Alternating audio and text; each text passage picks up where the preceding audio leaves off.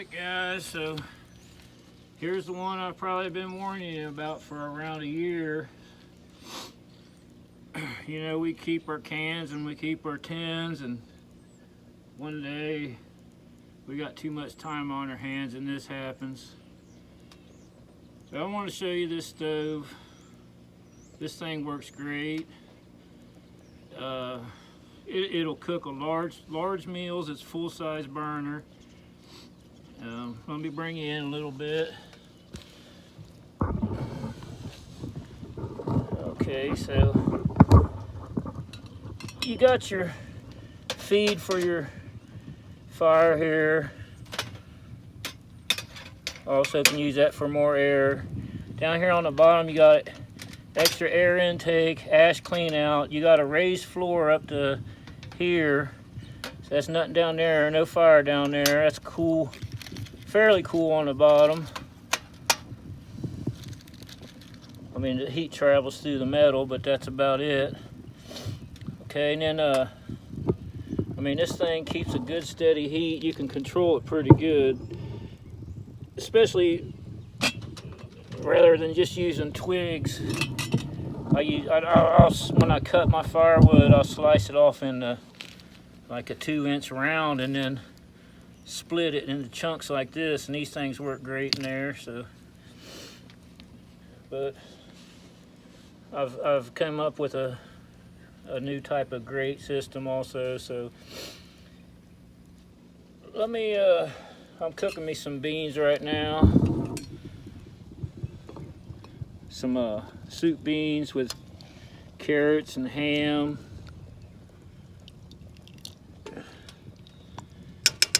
Okay, so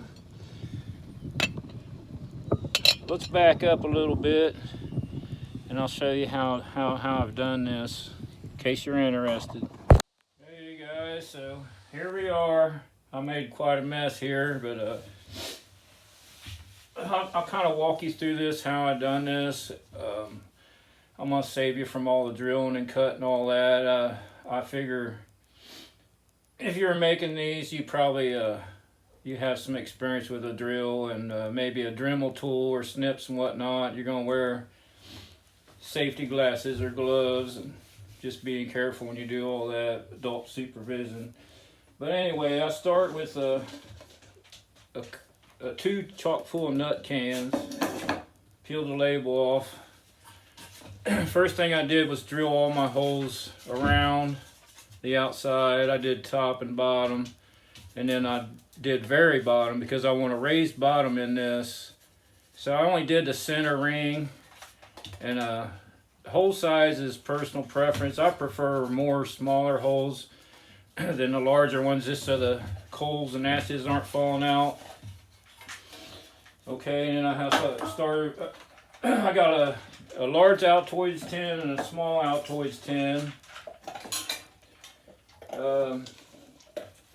On those, I just traced piece of paper around them, then trace the paper back on the can, which you've seen my other small mini Hobo with the doors on it, and people would ask me how I held it in there, which on that small one I did a really precise tight cut and it just pressed in there and it stayed. But when I cut the ones out this time for the large one, you can kind of see I left a tab in the bottom and one in the top.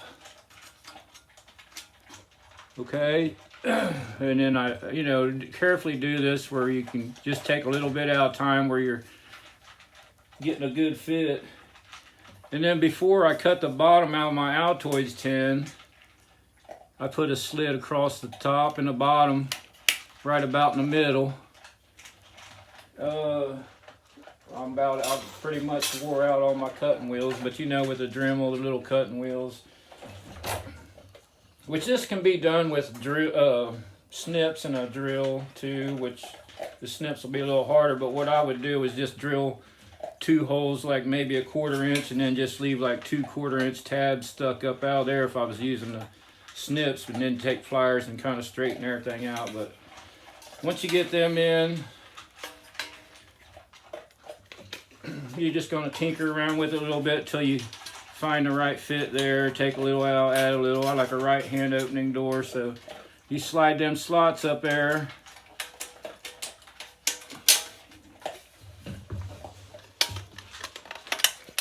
Pop it in. Which it's a snug fit I got here, so you gotta fool around with it a little bit, but there it goes. See there? Now your tabs are coming up in here, holding that door in. All right, so there's your your fire chamber, your feed door. Okay, next thing I did was took another can and I went ahead and drilled a ring of holes around it, about the third ring up. You can just, you know, kind of judge that for what you want, but the reason I did it there is I did the same thing with the Altoids tin, a small one on the bottom, which will be for ash clean out or whatever. You can shake ash out of it or scrape it out. But I did the same thing with the tabs. Same thing there before I cut the bottom out. I put a slit in the halfway through. Okay, and then we'll pop that one in.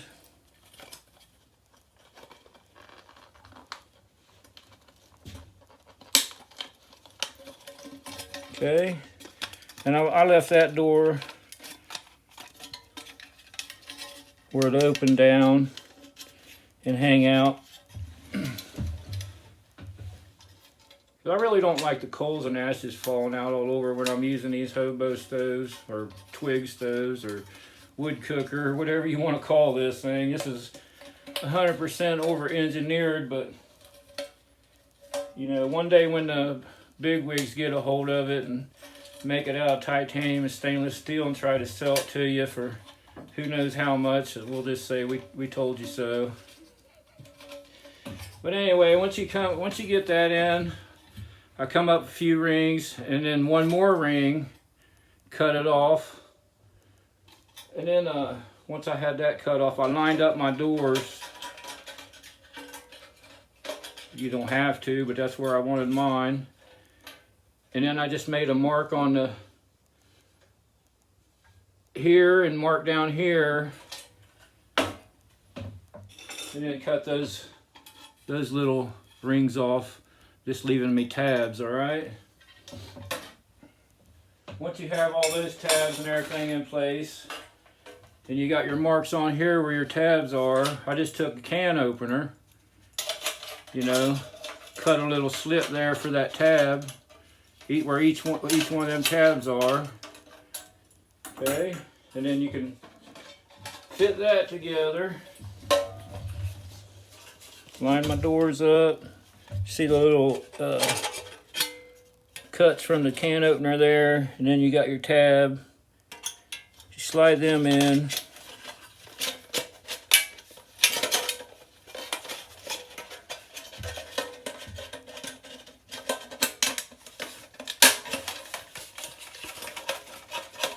That one area's off a little. You might have to straighten them around a little, whatever, if you bang them. Okay. And once you get them all in and lined up, then you can just, you know, if you want, you can stick a screwdriver or something down there and bend them over where this won't come apart. Okay. And then, so that gives you an air intake chamber, an ashtray. This is your firebox, your feed. And then I have a grate actually, but I know a lot of people don't have them grates or whatever. If you want to make a grate, so what I did here, okay, come to the top and make a little slit on 4 sides. And then I drilled a hole about a 1/4 inch below that or so. I didn't really measure anything, not even any of my holes. I use this as a reference. It's a little saw blade, about a 1/4 inch. And then that gave me a 1/4 inch and put my holes all evenly around. And then just took a coat hanger, regular coat hanger, trim me a piece of wire off the bottom. You line up about the top of the stove, and that's how wide you're gonna make it. Make a couple marks, go down and bend it down about an inch, inch and a quarter, inch and a half, whatever you want. Make them even on both sides. Bend up a little piece on the end, snip it off. Okay, and then you'll slide that into that hole. And then when you want, you can just stretch them out and make them fit tighter. Slide that in that slot and hole. In this slot and hole.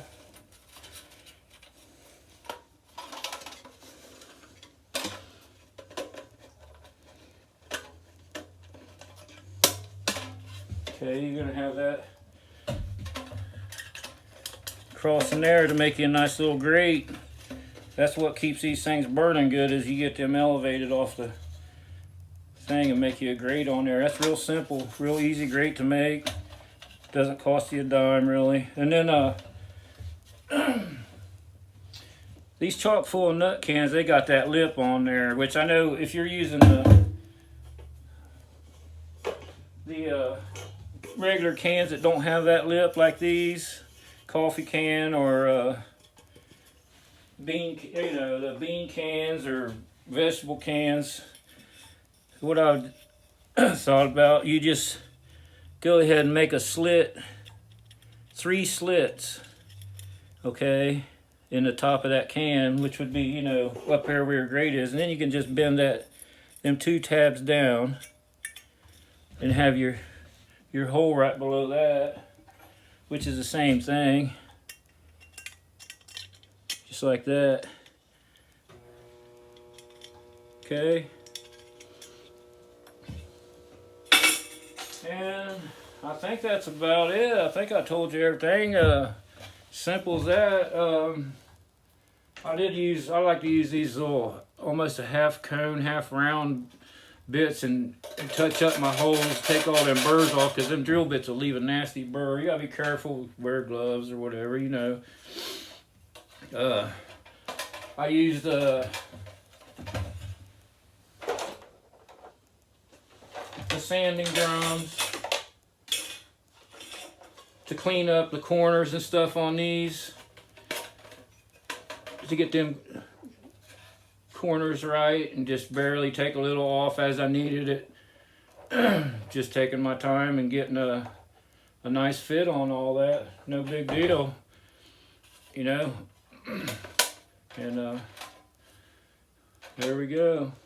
So I'll be firing this up. I think I might give it a nice little coat of paint, some header paint like I do my wood stoves for heating. But that's about it. See, you got room down here, nothing's gonna fall out on your picnic table or whatever, your tailgate. It should stay cool on the bottom. All your heat's gonna be from here up. So you got a cool platform for setting it on. It's a raised floor for getting air under your fire. You can add more air there, like you've seen me use the little fans and blow on my other ones. But I hope you like it, guys. We'll get back with you on the next one. Well, I appreciate all you that subscribe and stay subscribed through the thick and the thin. I'm glad you're here, and we'll see you next time. Thanks.